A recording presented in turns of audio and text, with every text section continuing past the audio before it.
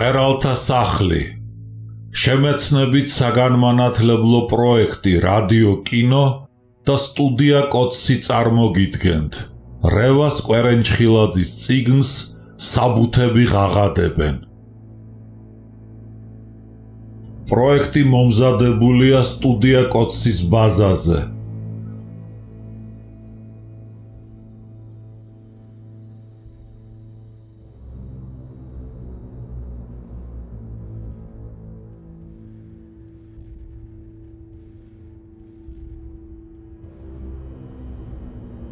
რევას კვერენჩხილაძე, საბუთები ღაღადებენ. წიგნში წარმოჩენილია დამოუკიდებლობის მოპოვების 1918 წლის სიხარულთან ერთად მისი მოვლა პატრონობის მოწოდებანი და გარემოებანი. დამოუკიდებლობის სულისკვეთება და ამის გამომხატველი მიმართვები, პუბლიცისტური წერილები, დაბეჭდილი თუ ზეპირად გავრცელებული ლექსები, ამბები. დამოუკიდებლობის დაკარგვის 1921 წლის ტრაგიკული გარემოებანი. საქართველოს რევოლუციური კომიტეტისა და კომპარტიის ცეკას დადგენილებანი და განკარგულებანი. პარტიის ხელმძღვანელთა აღიარებანი. შინ სახკომის მუშაობის მეთოდების მამხილებელ დაკითხვათა ოქმები თუ სხვა საიდუმლო მასალები. მისივე მუშაკების განამხელი. შინ სახკომის ფარული თუ გაშიფრული აგენტების, დამსმენთა და პროვოკატორთა შეტყობინებანი.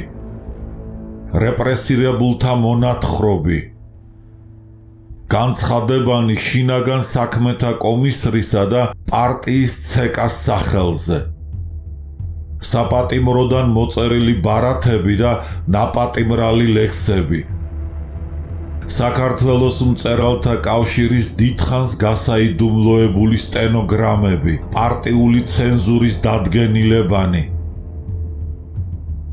ამ წიგნის გამოცემასთან დაკავშირებით გაწეული უანგარო დახმარებისათვის ავტორი გულითად მადლობას უხდის საზოგადოება მემორიალის თავმჯდომარეს ბატონ გურამ სოსელიას, ამავე საზოგადოების პრეზიდიუმის წევრს ილამაზ მიწიშვილს, ისტორიულ მეცნიერებათა დოქტორს გიორგი ციციშვილს და ისტორიულ მეცნიერებათა დოქტორს გელა საითაძეს.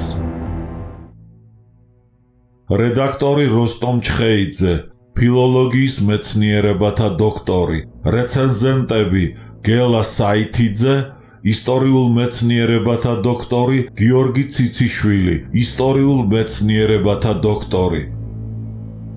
ჩვენთვის ძვირფასია მშობლები, შვილები, ახლობლები, მაგრამ ყველა წარმოდგენა სიყვარულზე თავს იყრის ერთ სიტყვაში: სამშობლო. მარკუს ტულიუს ციცერონი, ძველი წელთაღრიცხვით 106-43 წლები.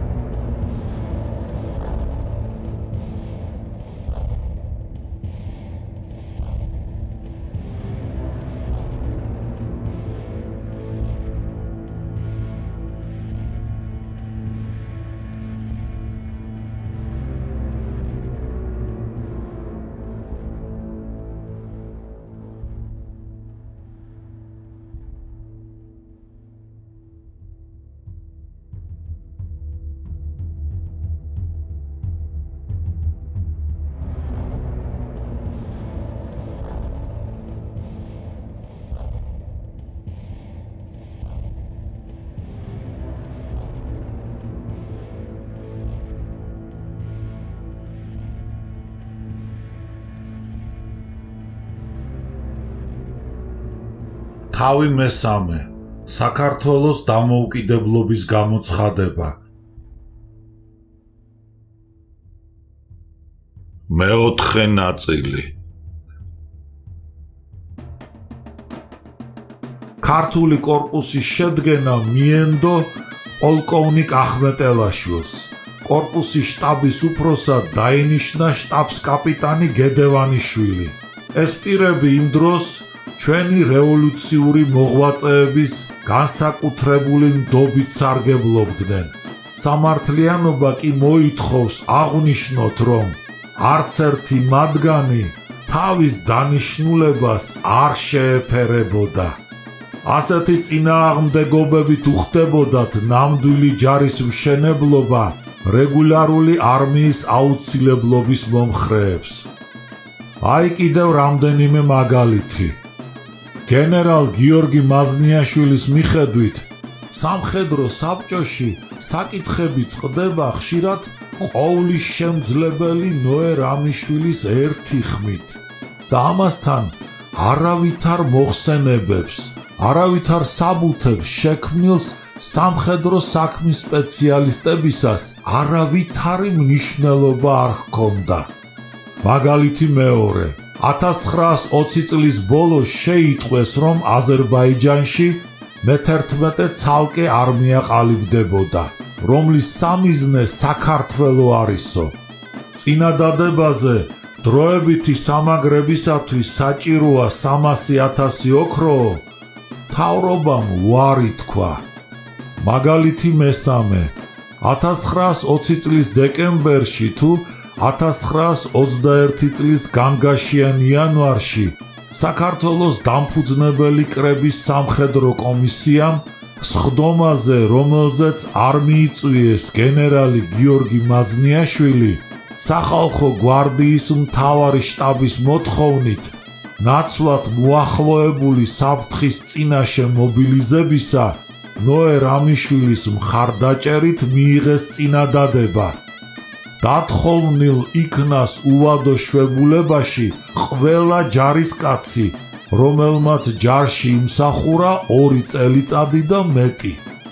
ჩვენ არა გვაქვს უფლება არ გავითვალისწინოთ გენერალ გიორგი კვინიტაძის, გენერალ გიორგი მაზნიაშვილის, იმდროინდელი სხვა ქართველი თუ უცხოელი თანამდებობის პირების, სპეციალისტების პრესის განცხადებანი, მოსაზრებანი, დასკვნები, აგრეთვე იმჟამინდელი ამბების მთავარი მოქმედი პირის, უახლოესი ადამიანის და ამდენად ალბათ რამდენადმე მიკერძოებული აკაკი ნოესძე რამიშვილის მოგონებანიც.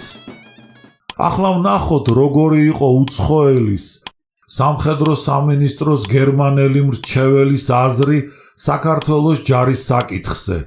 აი რა შეატყობინა თავის მთავრობას ამ მრჩეველმა ბერლინში გაგზავნილი რაპორტით. პრემიერ-მინისტრს სახალხო გვარდია პირადად თავისი და რეჟიმის დამცველ ძალად მიაჩნია, ხოლო ჯარის მოწყობა კი ვერ ხერხდება. გენერალ ფონ კრესკი ასეთი დეპეშა გაუგზავნია ბერლინში. სანამ ქართული ჯარის შექმნა არ მოხერხდება, მანამდე გერმანიამ საქართველო არ უნდა სცნოს. აი ასე ფუჭდებოდა საქართველოს საქმე, მაშინაც კი როცა რეგულარულ ჯარში 30,000 ჯარისკაცი ერიცხებოდა. გვარდიაში კი გაცილებით ნაკლები, მთავარი ყურადღება ამ უკანასკნელს ეთმობოდა. 1917-18 წლებში საქართველოს სოციალ-დემოკრატების ხელმძღვანელობისა და საქართველოს დამოუკიდებელი რესპუბლიკის სოციალ-დემოკრატიული მთავრობის მიერ დაშვებული შეცდომების შეჯამება ეროვნულ-დემოკრატიული პარტიის ერთ-ერთმა ლიდერმა გრიგოლ ვეშაპელმა ჯერ კიდევ 1918 წლის 15 ივნისის სხდომაზე ეროვნულ საბჭოში ეროვნულ-დემოკრატიული ფრაქციის სახელით წარმოთქმულ სიტყვაში მოგვცა. რუსის ჯარის წინ წაბრძანების შემდეგ საქართველოს რომ რეგულარული ჯარი შეედგინა, რუსეთის ბოლშევიკურ ფედერაციას რომ დროზე ჩამოვშორებოდით, დამოუკიდებლობა გამოგვეცხადებინა და საკუთარი სახელმწიფო შეგვექმნა, ბრესტ-ლიტოვსკში რომ ოსმალეთ გერმანიის წინადადებით კონფერენციაში მონაწილეობა მიგვეღო, ჩვენი ძველი მეზობელი ერები ამიერკავკასიის უცნაური პოლიტიკით ჩვენ და საუბედუროთ არ აგვერია, ოსმალეთი რომ სომხური დიპლომატობით არ გაგვეღიზიანებინა და საქართველოს წინააღმდეგ არ აგვემხედრებინა, საერთაშორისო პერსპექტივები რომ დროზე გაგვერკვია და უცხოეთში მოქმედ თავდადებულ ქართველ მამულიშვილების ღვაწლით დროზე გვესარგებლა, მაშინ უჯარო ქვეყანას ოტომანის იმპერიას არ დავატაკებდით და საქრისტიანო საქართველოსთან მთელი სამაჰმადიანო საქართველოც თავისუფალი იქნებოდა. და კიდევ ერთი ამონარიდი. ჩვენი მთავრობის პირველშობილი შეცდომა ის არის, რომ სოციალისტური პოლიტიკის და ეკონომიკის მოციქულებმა იკისრეს არასოციალისტური სახელმწიფოს აშენება. საქართველოს ერთგულო მკითხველო და მსმენელო, ვიცი ამის წამკითხველს და მომსმენს, ჩემსავით გულზე ცეცხლი გეკიდება და ბრაზი გახრჩობს. დამოუკიდებლობის მეორედ მოპოვების შემდეგაც მსგავს შეცდომას რატომ ვუშვებდით და რატომ ვუშვებდითო?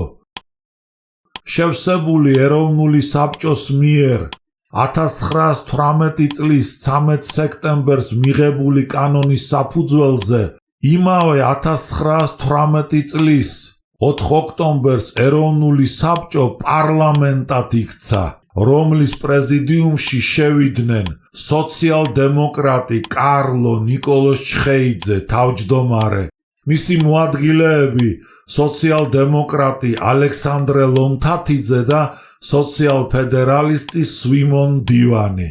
თავის მხრივ ამ პარლამენტმა 1918 წლის 20 ნოემბერს მიიღო საარჩევნო დებულება. ამ საარჩევნო დებულების თანახმად თლად კანონიერი არჩევითი სახე რომ მიეცათ, დაახლოებით 3 თვის შემდეგ 1919 წლის 14, 15 და 16 თებერვალს საქართველოში გაიმართა არჩევნები, რომელშიც მონაწილეობა 500,000-ზე მეტმა მიიღო. არჩევნები ჩატარდა პარტიული სიების მიხედვით. კენჭი ეყარა 15 საკანდიდატო პარტიულ სიას, რომელთაგან მხოლოდ 4 პარტიას ერგო ადგილები დამფუძნებელ კრებაში. ყველაზე მეტი მანდატი 109, რა თქმა უნდა, მიიღო სოციალ-დემოკრატების ძველმა, დიდმა და პარტიულ ბრძოლაში გვარიანად გამობრძმედილმა პარტიამ. მაშინ ხომ საქართველო სოციალიზმის სცენით იყო შეპყრობილი. ეროვნულ დემოკრატებმა და სოციალ-ფედერალისტებმა მხოლოდ 8, სოციალისტ რევოლუციონერებმა, ესერებმა 5 ადგილი მოიპოვეს. ამ დროისათვის ალიონისტები დაბრუნებული იყვნენ 1919 წლის იანვარში სოციალ-დემოკრატიულ პარტიაში, რადგან ამ უკანასკნელმა არათუ ავტონომიად, არამედ დამოუკიდებლად გამოაცხადა საქართველო.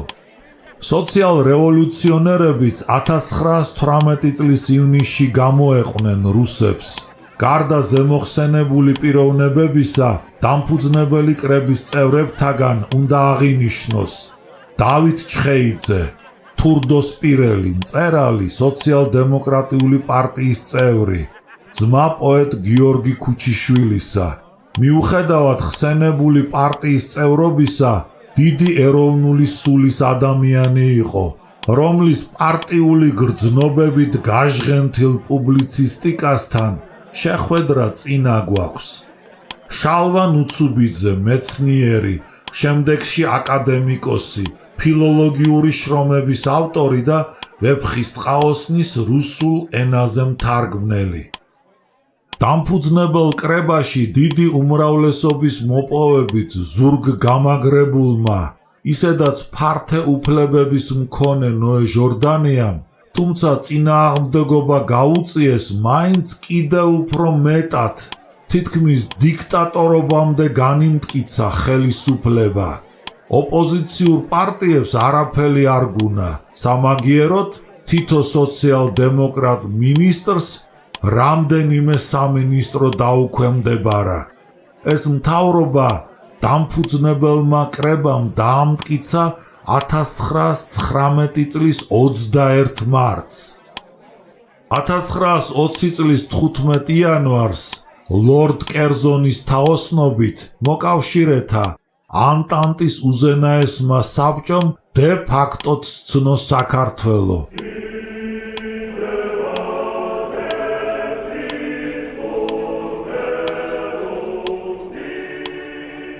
ოთხი თვის შემდეგ 1920 წლის 7 მაისს კი ბოლშევიკურმა რუსეთმა იურიდიულად გვაღიარა ძველ საზღვრებში და ამის გამო ივლისში ბათუმიდან გავიდნენ ინგლისის ჯარები, რომლებიც ოსმალეთის ინტერესებს იცავდნენ ბრესტ-ლიტოვსკის ზავით აღიარებულ საზღვრებში.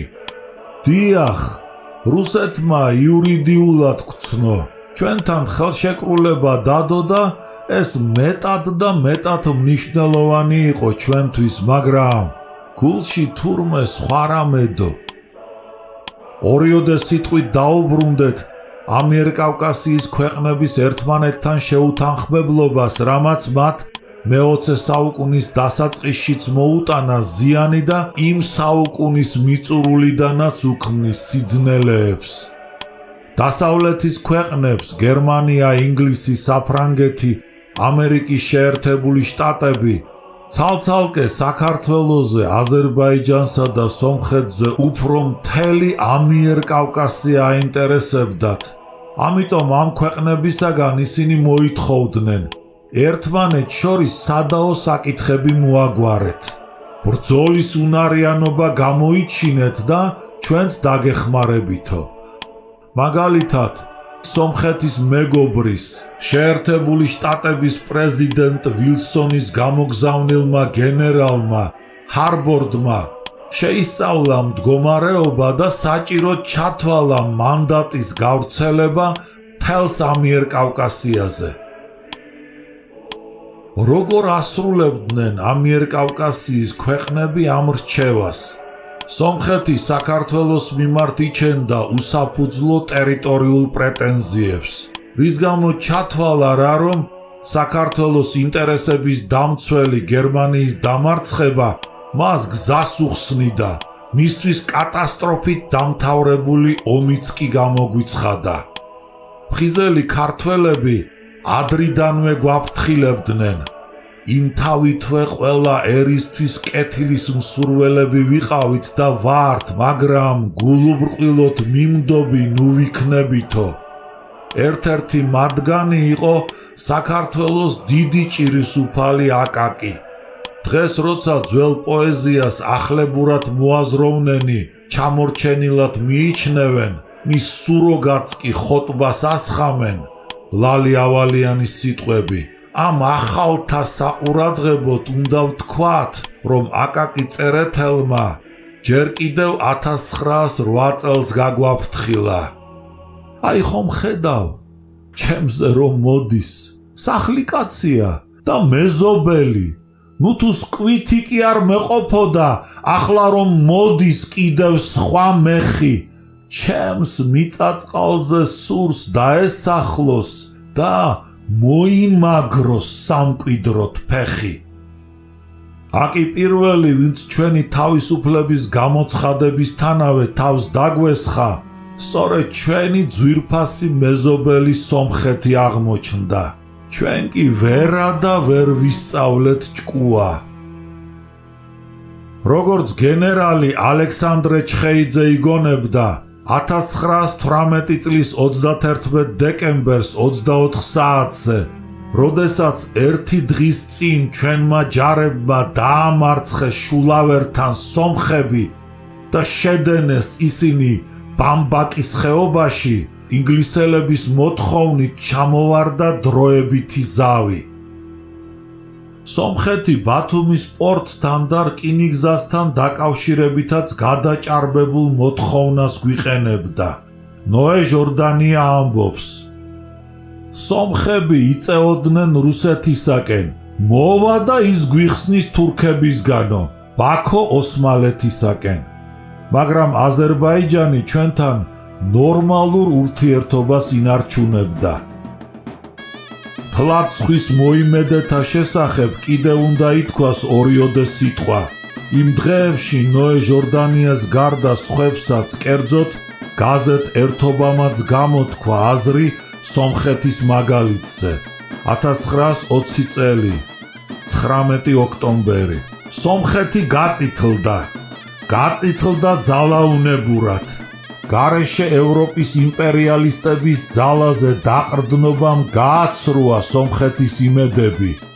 ევროპამ მანდატიც კი არ მიიღო, მხოლოდ თავის შინაგან ძალებზე დაყრდნობას, მხოლოდ თვითმოქმედებას და რევოლუციური საქმიანობის გაძლიერებას, მთავრობის გარშემო მტკიცედ შემოკრება შეუძლია იხსნას ხალხი და რესპუბლიკა. ეს შემდეგაც უნდა გაეთვალისწინებინა და დღესაც უნდა ესმოდეს სომხეთსაც და საქართველოსაც. საქართველო და აზერბაიჯანი 1919 წლის ივნისში შეთანხმდნენ სამხედრო დარგში ურთიერთდახმარების თაობაზე. სომხებმა კი ამ შეთანხმებას ხელი არ მოაწერეს.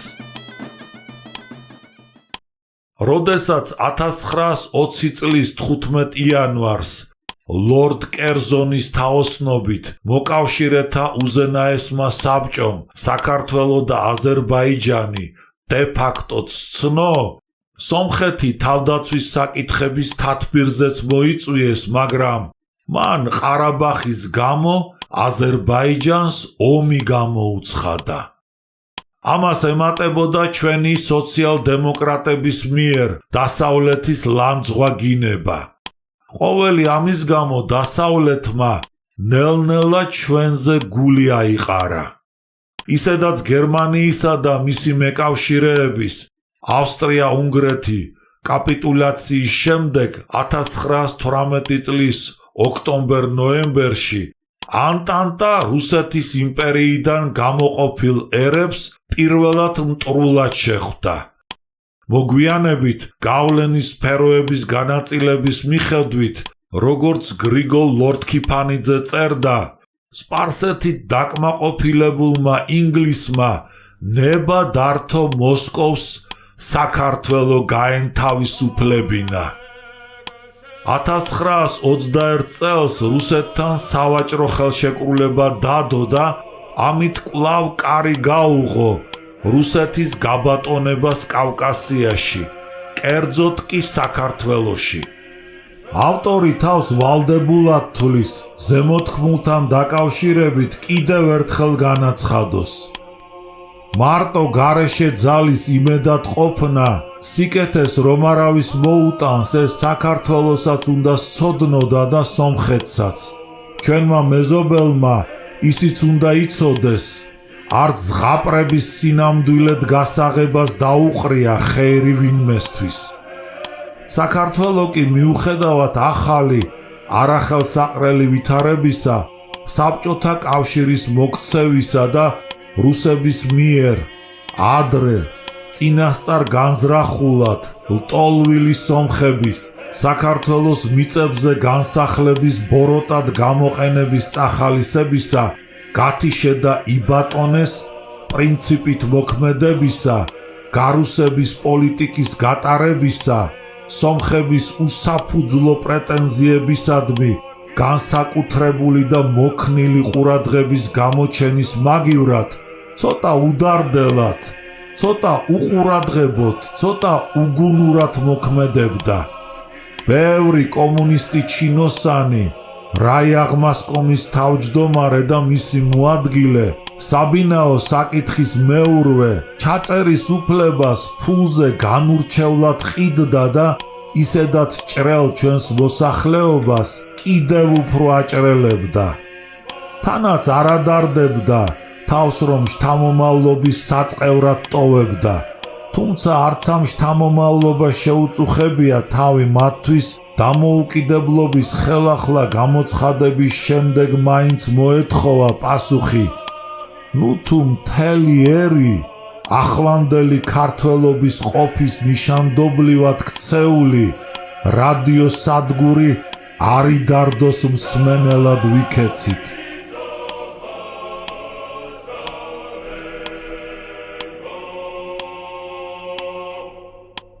ახლა რამდენიმე სიტყვა ვთქვათ მაშინდელ მსოფლიოში როგორ შეფასდა ქართველი ხალხის, ქართველი სოციალ-დემოკრატების ბოლოს და ბოლოს გამოჩენილი ძალისხმევით შექმნილი საქართველოს პირველი რესპუბლიკა 1918-1921 წლებში და მისი სოციალ-დემოკრატიული მთავრობა. 1920 წლის სექტემბერში საქართველოს ესტუმრნენ ევროპის ქვეყნების სოციალ-დემოკრატიული პარტიის გამოჩენილი მოღვაწეები: რონოდელო სნოუდენი, მარკე, ჰიუსმანი დე ბრიუკე, თომას შოუ. აი როგორი იყო საქართველოს დამოუკიდებლობის შესახებ უფრო აღიარებული სამი მათგანის მაშინვე საქვეყნოდ გამოთქმული აზრი: ინგლისის მუშათა პარტიის ლიდერი რამზეი მაკდონალდი. ნეიშენი 1920 წელი 16 ოქტომბერი. მუშას, გლეხს, გუშინდელ მემამულესაც კი ერის ყველა ნაწილს შეგნებული აქვს უდიდესი პასუხისმგებლობა. შენდება სრული დემოკრატიული სახელმწიფო სოციალისტური მთავრობის ხელმძღვანელობით. თუ ერთა თავისუფლება ცარიელი სიტყვა არაა, თუ რომელიმე ერს თავისუფლება ეკუთვნის, ესაა ქართველი ერი, რომელმაც დაუმტკიცა მთელ კაცობრიობას თავისი მაღალი კულტუროსნობა და პოლიტიკური სიმწიფე.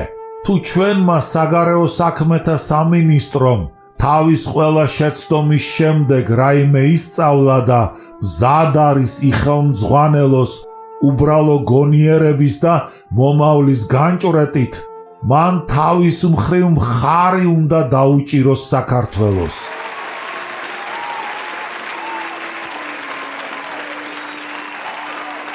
ბელგიელი სოციალისტი ემილ ვენდერველდე, პირველი სოციალისტური მთავრობა, ჟურნალი ლეჰიპლი, 1920 წელი 20 ოქტომბერი. ომის წინა წლებში რომ დასმულიყო საკითხი, თუ სად ევროპის რომელ ქალაქში შესდგებოდა პირველი სოციალისტური მთავრობა, ზოგი დაასახელებდა ლონდონს, სხვა პარიზს, მაგრამ ვინ იფიქრებდა საქართველოს სატახტო ქალაქ თბილისზე. სწორედ ამ ქალაქში აღიმართა დროშა სოციალისტური და დაიწყო ნამდვილი დემოკრატიული წყობილების მშენებლობა. ეს მოხდა არა აჯანყების გზით, არა სისხლის ზღვრით, არამედ ხალხის სუვერენული უფლების აღიარებით, მისი სურვილისა და ნებისყოფის სრული გამოვლინებით. 1918 წლის სოციალური და აგრარული რევოლუცია, რომელიც მოხდა საქართველოში, არ არის სოციალისტური, არამედ დემოკრატიული, მოხდენილი სოციალისტების მიერ, შეფარდებული ქვეყნის რეალობასთან, მის შესაძლებლობებთან. ამაშია ქართველი სოციალ-დემოკრატების გონიერება და სიბრძნე. მთავრობის ეკონომიკური პოლიტიკა იძლევა დიდ დადებით პერსპექტივებს ქართველი მუშათა კლასის ინტერესების, მთელი ერის ეკონომიკური წარმატებებისათვის, მაგრამ მიზნის მიღწევა შეუძლებელია, თუ საქართველოს არ ექნება საერთაშორისო სტატუსი, თუ იგი არ იქნება ცნობილი ყველა სახელმწიფოს მიერ.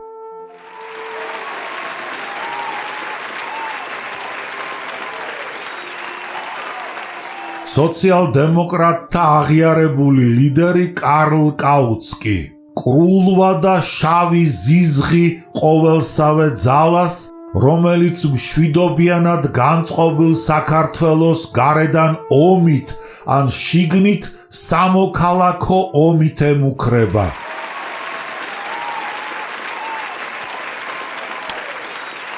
მაგრამ საერთაშორისო აღიარებას არ ჩქარობდნენ ევროპის ქვეყნები.